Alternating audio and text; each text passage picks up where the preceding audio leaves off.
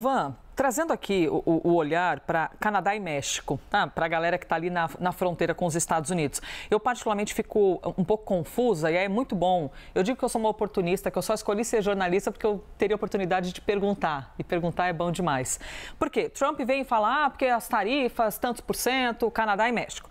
Aí hoje vem o secretário de Comércio dos Estados Unidos dizendo que Trump poderia anunciar um acordo comercial com México e Canadá. Aí eu fico na dúvida, tá, mas anunciou que ia taxar, mas agora pode ser que anuncie um acordo.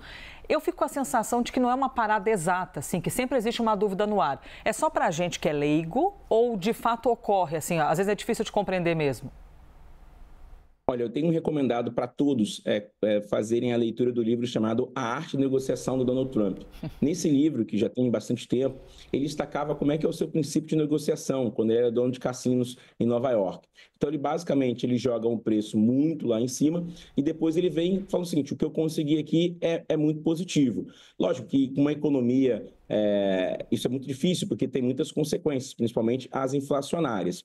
Mas para contextualizar as últimas decisões do Trump, ele tem feito as medidas, buscado as negociações.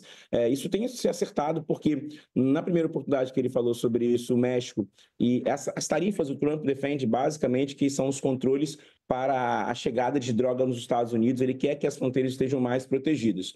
Em economia, a gente entende que talvez não é muito assim. E a gente tem que lembrar aqui de dois processos que eu sempre tenho repetido, que são as cadeias produtivas. Como é que as cadeias produtivas começaram? Durante algum período, as empresas americanas colocavam as suas fábricas bem distantes para reduzir o custo. Então, Nike, Apple, várias empresas utilizaram produção fora dos Estados Unidos.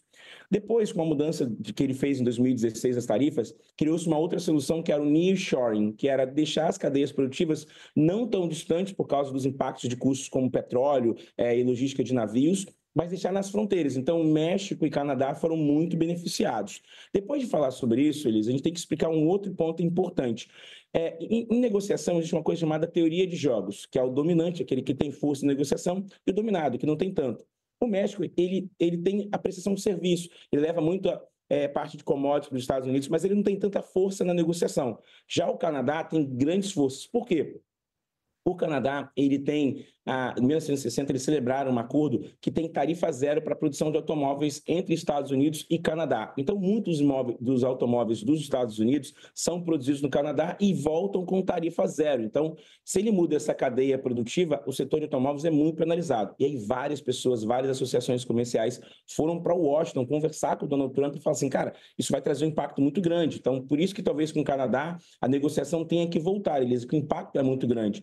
E uma segunda variável é que o petróleo, a gasolina, que é derivada do petróleo nos Estados Unidos, ela vem muito do Canadá, porque o Canadá tem um petróleo Brent um pouco mais denso, que ajuda na otimização dos automóveis americanos. Então, essa é uma segunda variável que prejudica, talvez, uma tarifação tão forte. Então, o Canadá ele pode ter uma vantagem competitiva nessa negociação comparada ao México.